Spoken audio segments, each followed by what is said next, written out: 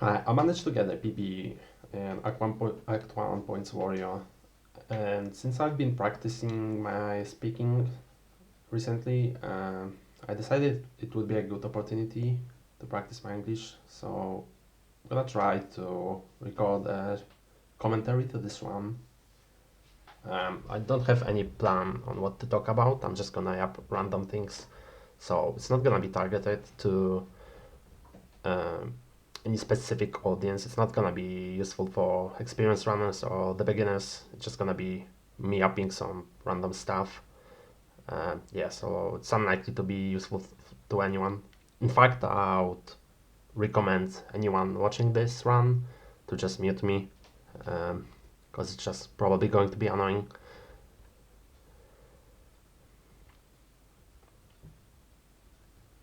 Yeah, nothing interesting in this zone. It's one of the slow layouts, so it's about a 10-second loss at this stage. So the fastest layout is like 10 seconds faster. Yeah, here I just respawn a checkpoint to get the second mace. I did skip the shield, I think it's useless, and it's not worth picking up because you trade like 1 second for 3 gold, which in most cases is it's not gonna make any difference at the first vendor. Yeah, nothing interesting with the boss fight, just standing still, holding right click, making sure I'm not at the position where too many zombies are attacking me, which could result in death. Here I got a 2-hand mace, which is extremely important. Normally you would farm gems in the first zone to get enough gold to buy the mace, but since it's a speedrun, you just kind of need to have a good RNG and get 2-hand mace either from the boss or just be able to afford it at the vendor.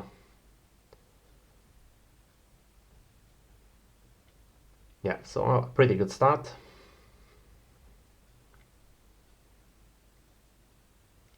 Just standard rolling sun bone shatter combo, and mace strike for the bosses. Yeah, I like to do this boss in this layout before I pick up the gem. I think it's slightly faster. So I kill the boss, shotgun the wolves that were chasing me on the boss for more damage, and yeah, rolling slam when the boss is stunned for more damage. Then I run for the gem, and then I take the checkpoint back to the boss and run to the next zone. Yeah, this ring wasn't useful at all, unfortunately. You would want flat damage, but I didn't manage to get it, which is fine because my mace is like good. Yeah, this is one of easy layouts. If you are running south and the entrance is on the right, then you know the hut is gonna be on the right, and in this exact location every time. Well, every time in this league. There may be some layouts where it is not the case, but not in SSF, Abyss.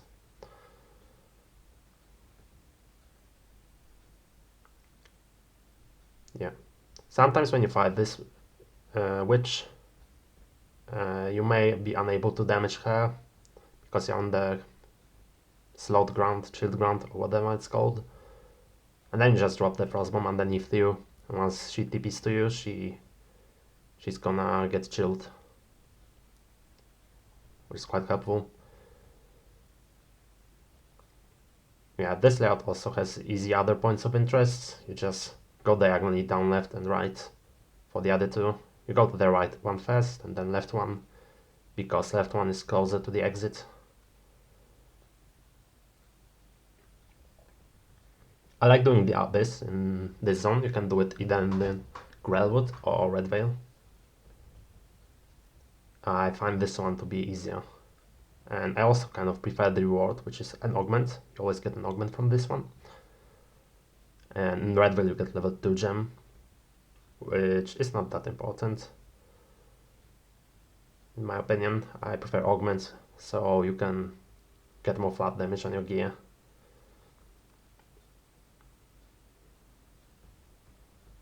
Yeah. and you just run straight down from the left point of interest to the red veil. Can't remember which layout I got here. Ah yes, this is no tells layout, which means there are no like good landmarks that make you identify a layout, which means this is the only one like remaining. This one has 5 possible locations of the obelisk, and I found that in this league, if the waypoint is on the right, then the guaranteed obelisk is on the left. The other location is always next to the middle and can either spawn on one side of the river or the other one.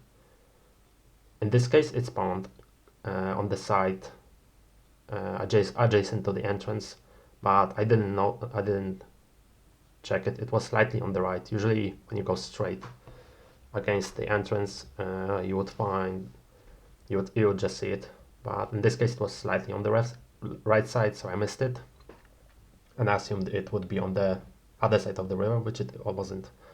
So I lost quite a bit of time here. Yeah, so here I'm trying to check next to the river. Yeah, it's important to open these, I don't even know what they're called, but the things that drop weapons basically, so we can get smithing hammers, which are gonna be very important. If you don't get smithing hammers, you may not have enough damage to do the rolling slam bone shatter combo. So yeah, opening these is quite important, although since it's a speedrun, I don't backtrack for it too much. I just pick the ones that are close on the way.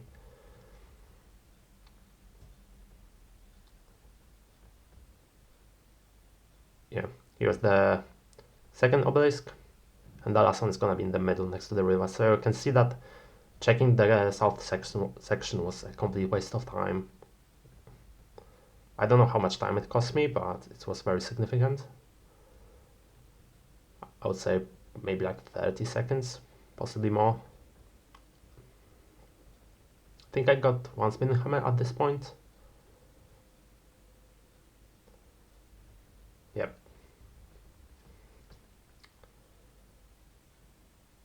I'm not sure if using frost bomb is useful if you have only one spinning hammer. It's definitely useful if you have two, because basically half of your damage is gonna be elemental, so the exposure from the frost bomb makes it worth using. But with one spinning hammer, I am not sure. I'm still using it though, just because I'm used to it. So yeah, keep the exposure up. And the support gem I picked up from the witch is Impact Shockwave, and I mostly use it for this boss because it helps you like kill him very fast when he summons the adds. Yeah, you can see how much damage it does. It usually does even more if you can get more monsters primed next to him. And Impact Shockwave is obviously the only gem which is gonna help you with clearing. The other support gems that I'm gonna pick up in this run are just for single target. Yeah, I got the second smithing hammer, which is insane. It's a rare one as well. So yeah, it's very important to get good smithing hammers at this stage. Flat damage on gloves and on the rings is also helpful, and you should prioritize it. Movement speed on boots, and then you just get body and helmet with armor, as much armor as possible, or life is good as well. Early on, life is probably better, but later I would say you want more armor.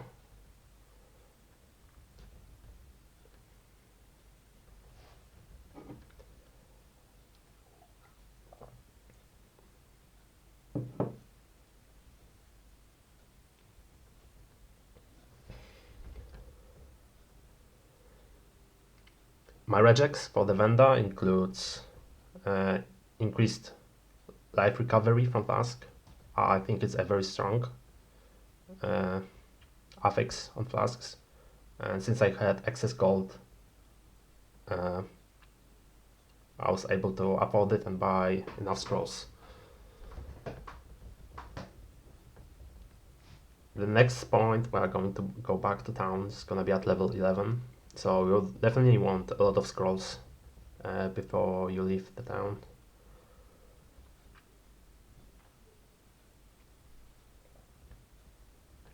Yeah, this is, I think, if I remember correctly, this is a spiral layout. So when you run the green triangle, you typically hug the checkpoint side wall, and then depending on how the layout shapes, you can identify which layout it is, which in this case is a spiral. You find the druid just by hugging the wall, and then you go diagonally up. Well, diagonally in the direction of the waypoint, so not diagonally left, in this case diagonally right. The other orientations depending on the league, but in this league it's basically always the same. In this league the exit is always in the left direction, so I'll have to make a turn at some point. I skipped the druid. You don't need 2 support gems before you fight the next boss. You can get it from the druid, or you can get it from the Asenias. On average, the druid is better, and I would recommend you to do the druid when you're racing. But in speedrunning, I feel like going for the Asenias one is better. Well, potentially better. In this run, it was actually a tragedy. And yeah, I'll go into it once I'm in the Asenias place. Yeah, I found that 2 side locations, if they are next to each other on one side, then the ring is often on the opposite side. So I went for that. I think I got iron ring, didn't I? Yeah, that standard trick to increase the level of the area for level 9, more XP and better bases. Yeah, I got the iron ring, which is huge. Like, you need a lot of damage to prime monsters with your rolling slam. Especially this is basically the time where you are verifying whether you have enough damage or not. In this case, I have enough, because I have a rare mace and another one, which I think is blue as well. And an iron ring. I'm not sure if I have that damage on gloves at this stage, but yeah, no, I don't have any gloves. Yeah, so I was talking how it's potentially better to do Asenias, but only if you find the side objective that drops the gem on the way to the boss, which in this case I didn't, and I also forgot about it. So I started the boss encounter, and then I realized I have no gem. So I respawned at checkpoint and then searched for it, and I actually had ended up full clearing the zone, wasting about 1 minute in total. So yeah, in this case, it didn't work out well. But if you want to have the best possible time, then you kind of need to gamble a bit. So yeah, here I lost 1 minute. This was such a... Usually you will find it like in 20 minutes if you don't find it on the way to the boss, but yeah, here I lost like 1 minute in total. Yeah, so yeah, quite unfortunate. In this particular case, it would probably be even faster to go back to Green Tangle and do the boss, instead of trying to find this side objective. But yeah, at least I got a little bit of XP, which I don't need at this stage, so it's not a huge tragedy. I mean, 1 minute is very significant, especially in such a short run as Act 1.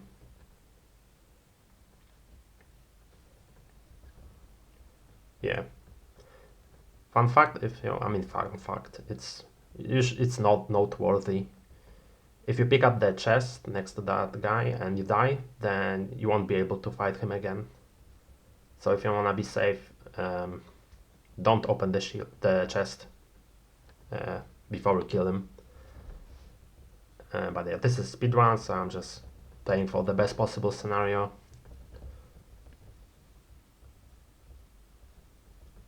Nothing special about the fight, just trying to keep up the exposure. I'm moving around the boss a little bit to manipulate its position with Bone Shatter, so when you heavy stun, she's gonna move backwards, basically, and die closer to the exit. which is always like in this spot. Back to the Praetor, create new instance to increase the level to level 9. Standard stuff. Yeah, in this zone I just tried to find, I don't know this zone very well, I just tried to find the middle section, and then I just go for the opposite corner, opposite with respect to the entrance.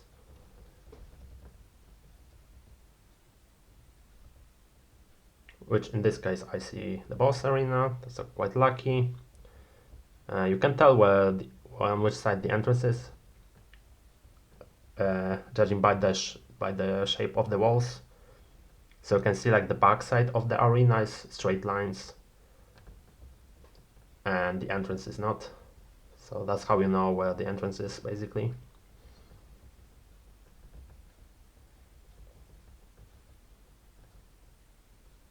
There are other layouts, of course.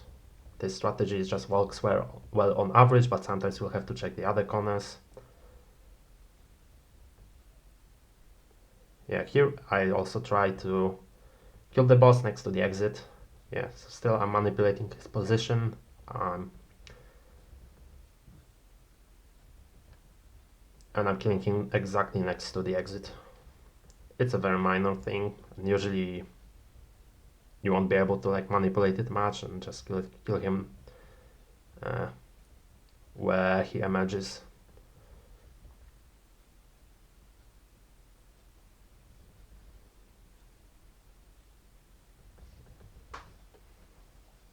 Lockdown fight, very easy. You just stand still and attack. Make sure you stand against this wall, because some of his abilities won't leave the shield ground if you stand here. And the shield ground is bad because you have to kite the boss away. Yeah, taking off the body armor for extra movement speed, standard stuff. Keeping the rare items for Selena.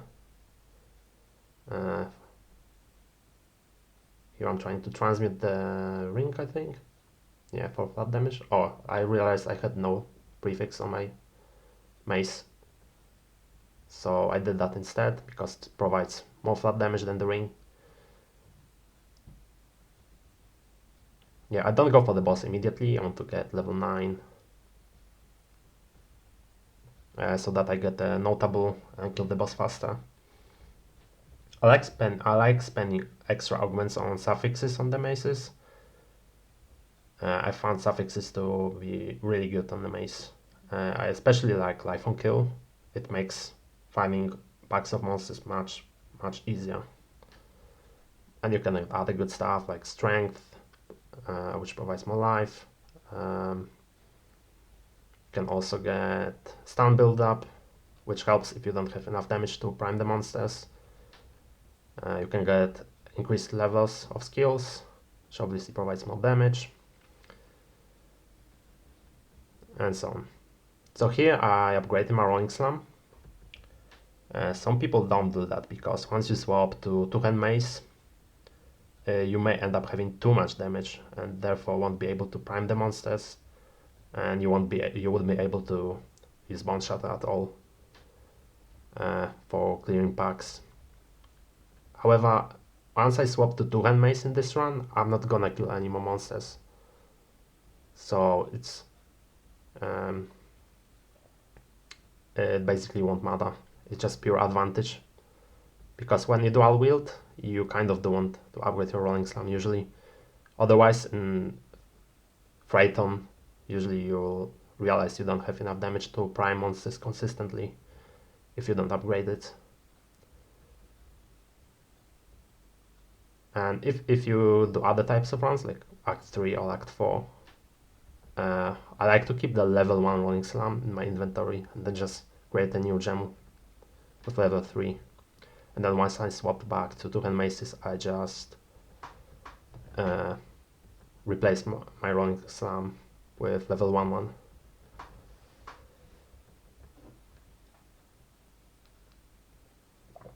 You can keep the exposure up as the boss runs,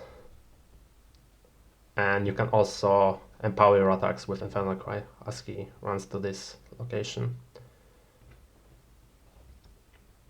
Now I go to the Phaeton. Historically, most people have been going to the farmlands first to get 2 extra points and then go back to Phaeton, which basically would provide you with 2 extra skill points, but I found that these 2 points are not that relevant because it's just extra damage against burning enemies, which is only helpful against the boss, so it would only save like a couple seconds in the boss fight, and just provides some attribute note, which is also unnecessary. And going back to town, an additional time, it costs you way more. So you kind of want to do Phaeton first, in my opinion.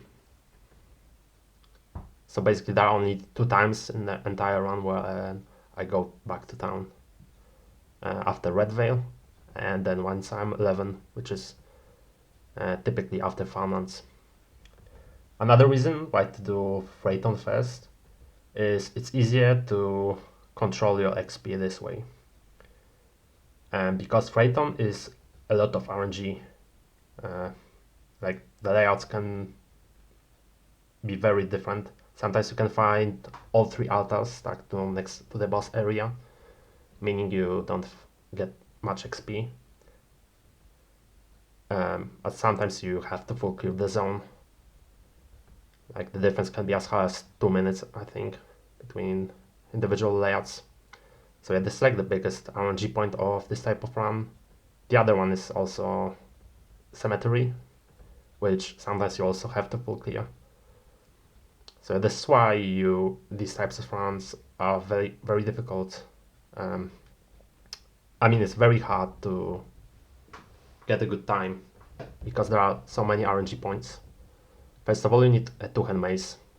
So when I was doing these runs, I was just constantly restarting the runs after the first zone until I get 2-hand mace. And then you need good Cemetery, and then you need good Phaeton as well.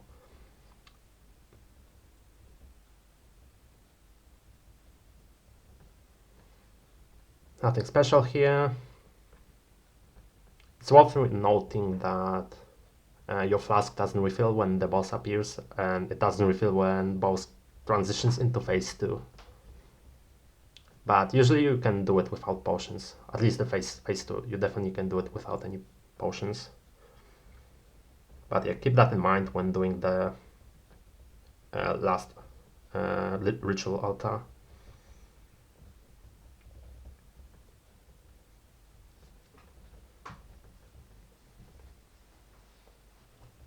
Again, I try to position the boss such that he dies in the middle, which is where the loot drops. You can do it by standing in such a position that the boss ends up between you and the altar, because in the phase 1 he can only TP away from you. And the second phase I position the same way, so that Bone Shatter pushes the boss into the altar.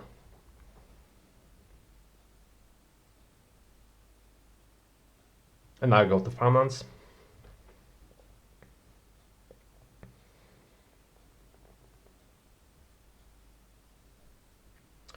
Yeah, and because you can't control how much XP you get in Phaeton, well, you can to some extent, but you don't know how many monsters you need to kill if you go to Farmlands first, right?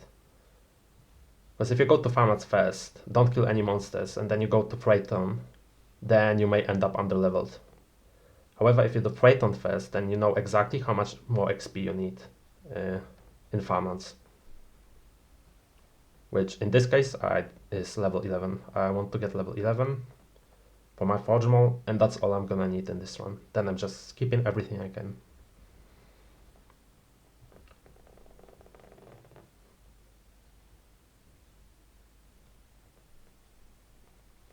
I think in this run, I didn't end up getting level 11 in Farmlands, even though I tried to kill everything on the way. So I'm gonna level a bit more in the next zone.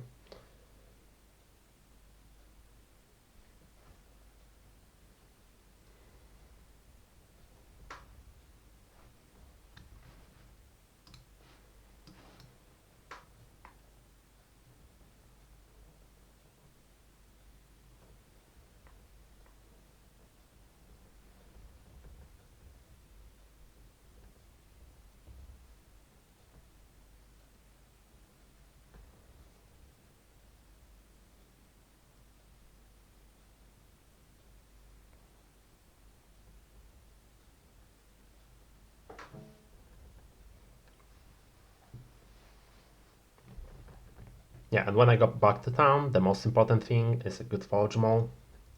I think I already got a good one from one of the bosses in Cemetery. I can't remember which one, but I think it's got IPD and attack speed, which is pretty good.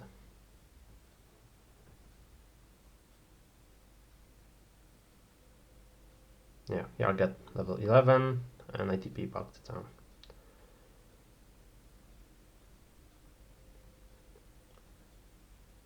You always want to get a better fast base. I already have a good one. You want the good body armor. It's quite important, I would say. Otherwise it's very easy to die in the last zone. So I got a good armor base. Blood damage on gloves, I think I still need it. Yeah, so I'm buying that. You definitely wanna gamble for 2-hand maces if you have excess gold. I've got unique maces, I've had good rare maces, I've had good magic maces. It's really easy to get a good one if you gamble. So yeah, definitely do that. In this case I didn't get any better one. So I keep the one from the cemetery. Spend all the currency on it. Spend all the points.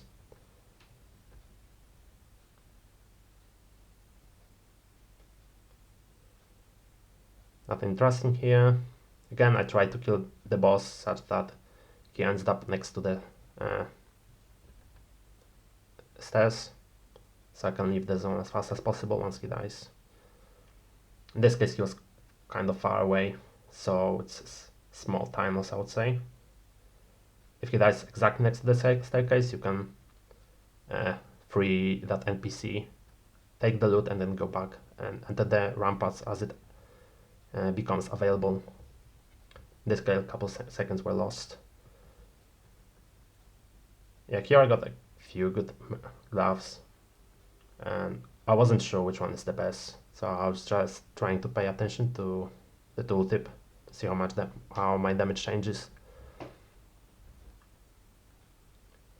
I got an extra support gem. Usually you only care about 3 in this run: Impact Shockwave, Fire Infusion, and Concentrated Effect.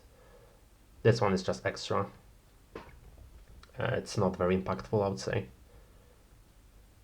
Yeah, I got Tireless, which is slightly helpful for single target.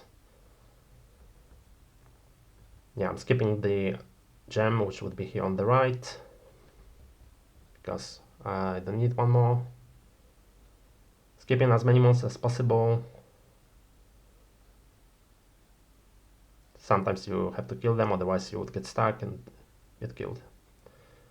Yeah, and for this layout I noticed that if you find the crossroads in this spot, usually you want to go up. Sometimes you want to keep going straight. Yeah, but because of these crossroads I knew that I wanted to go up. I backtracked a little bit because I got confused. I didn't pay attention to the environment, but yeah, I was able to see the well, which is always next to the exit from the zone. So once you see it, you know it's on the top. Yeah, but I realized that it was not possible that the exit would be south. But yeah, a few seconds lost again. Here the boss can spawn before or after the bridge. Since it's a speed run, I figured that you have to assume the best case scenario, which is the boss is on the way to Giono. So I'm not checking the other side, which on average would be better probably.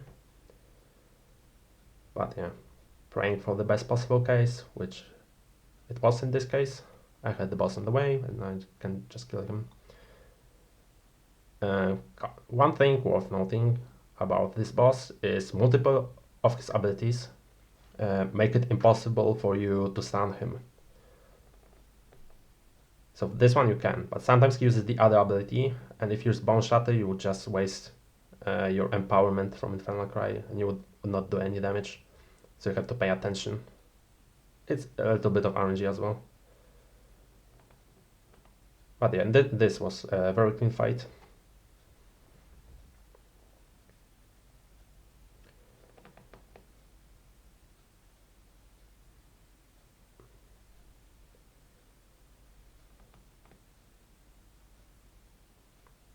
Yeah, I don't have much more to say about this zone. I'm just trying to skip as many monsters as possible.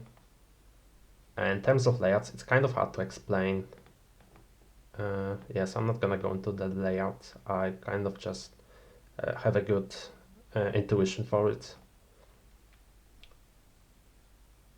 I guess one thing worth mentioning is when you have the bridge. The bridge is kind of in the same location in each level of the zone. So in this case, I'm exiting the zone on the right side, which means you want to go left in the next one. Because this is where the boss arena is going to be. So yeah, just try to go left. Yeah, I just know this layout very well, so I know I need to go up a bit. But generally the boss is somewhere on the left. The right side would be a dead end, but it would be a very close to the entrance, so it wouldn't be a big time loss. I think my damage is like 320, I believe, at this point. I think 300 was an average from my runs. The best I've had is 500 DPS. I think this one I had like 20% more than average. So decent amount, but not like insane. I had no buckler, and buckler is very useful in this fight, especially in the second phase. Well, I think only in second phase. In first phase I don't usually use it, but you can skip a few of his abilities with the parry. You can parry his backswing, you can parry the frost breath, and most importantly you can parry the beams. And when you actually parry the beams, not only you get the parry debuff, which increases your damage, you also skip all the subsequent beams. So you save a lot of time by doing this. Because you don't have to dodge as much, and instead of dodging, you are applying a debuff, which makes you do more damage. So yeah, it's quite significant, I would say. You can save a few seconds from this fight. Yeah, so this breath I would be able to parry, increase the damage taken. Yeah, and with this amount of damage, there is no way to skip this phase. It is RNG, sometimes he uses it instantly, sometimes you need to do a bit of damage, but it's generally random, and with this amount of DPS you pretty much always have to do this phase. Maybe if you have like insane damage, then you can skip it, but yeah, it's pretty difficult to get a good mace. But I did have one run when I had like 500 DPS, but this was like insane mace, IPD, flat damage, flat fizz, flat fire, increased levels, attack speed. Yeah, and these beams I would be able to parry as well. So you parry one beam and then he stops using it. Okay, done. And I think it was deathless. 33 minutes, 38 seconds. I think I went over, well, lost the time. I think I lost like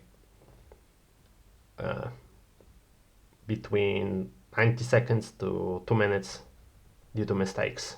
So it could be like 32-minute run, let's say. Yeah, and then there was some like RNG issues in a couple of layouts. So I think like the best I could do is probably sub 31 minutes.